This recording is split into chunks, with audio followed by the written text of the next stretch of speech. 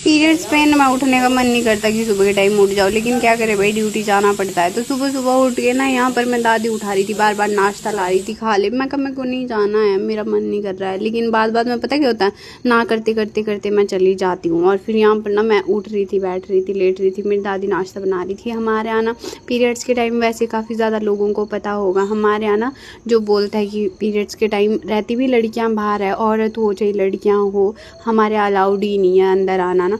देखो ये चाहे परंपरा बोलो, चाहे आप लोग अंधविश्वास बोलो, लेकिन ये ना हमारे यहाँ जो बोलता है, देवभूमि उत्तराखंड में ना देवों का वास है, तो वहाँ पर ना इस चीज़ का पर्दा करते हैं। मतलब पर्दा क्या करता है कि अगर कोई पुजारी आ रहा है, कोई पंडित आ रहा है, तो उन पर लगती नहीं है वो औरत है, मतलब उनकी हाथ का नहीं खाती है वो औरत, इस वजह से।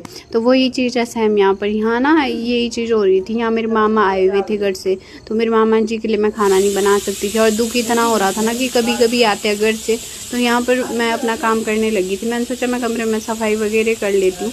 और मैं सैड इसलिए भी थी क्योंकि मेरी भतीजी जा रही है कल घर, और मेरे को बहुत रोन आ रहा है, बिल्कुल भी मन नहीं लगेगा। इस वजह से ऐसा लग रहा था मेरे को, यार छी क्या है, इतने दिन से मैं रह रही थी और आज ऐसे हो रहा है। फिर एकदम से मूड चेंज हो गया था और सर में दर्द होना स्टार्ट हो गया था। समझ ही नहीं आ रहा था कि क्या करूँ, बट कोई बात नहीं, सब कुछ हो जाएगा मैनेज, और धीरे धीरे सब कुछ कर लूँगी। थोड़ा सा बुरा लगेगा, बुरा तो बहुत ज़्यादा लगेगा, बट मैं थोड़ा मैनेज कर लूँगी। और मैं अपने भतीजे के साथ लगी हुई थी, गुड़िया के साथ लगी हुई थी। थोड़ा टेंशन तो होती है लाइफ में, सच बताऊँ आपको, और मेरी लाइफ में बहुत ज़्यादा टेंशन है, और झेलती भी हूँ मैं, उनका सामना भी करती हूँ। तो यहाँ पर मेरा काम वगैरह निपटने के बाद ना, उसके बाद झाड़ू वगैरह मारा, मतलब फटाफट से झाड़ू मार देती हूँ, क्योंकि कमरे में ऐसा कुछ तो होता नहीं है, गंदगी होती नहीं है मेरे कमरे में। भाभी नीचे लेटी होती है, काकू नीचे लेटा होता है, तो इतनी ज़्यादा गंदगी मेरे कमरे में तो बिल्कुल भी नहीं होती है भाई। मैं अपना कमरा हर वक्त झाड़ू ही मारती रहती हूँ।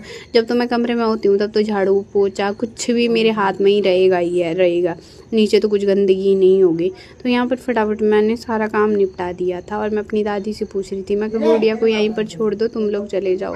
दादी बोल रही चुप रह ला।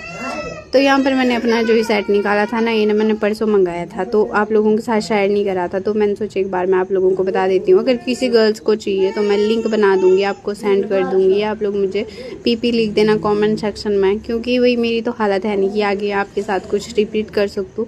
मेरी तो बहुत हालत ख़राब है सीरियसली। आप लोग कमेंट सेक्शन में ये बताना। यहाँ पर मैं रेडी हो गई थी, मेरी दादी बोल रही थी सुंदर लग रही, तो अच्छी लग रही है आज बाल बांध के। मैंने काफ़ी टाइम बाद बाल बांधे। तो आप लोग कमेंट सेक्शन में बताना, अगर आपको चाहिए होगा तो पीपी लिख देना। आज के लिए इतना ही काफ़ी है, क्योंकि मैं बहुत ज़्यादा थक गई हूँ। आज मैं सिर्फ अपनी भतीजी के साथ टाइम स्पेंड करना चाहती हूँ। तो बाय गाइज, मिलते हैं नेक्स्ट व्लॉग में। Love you and good.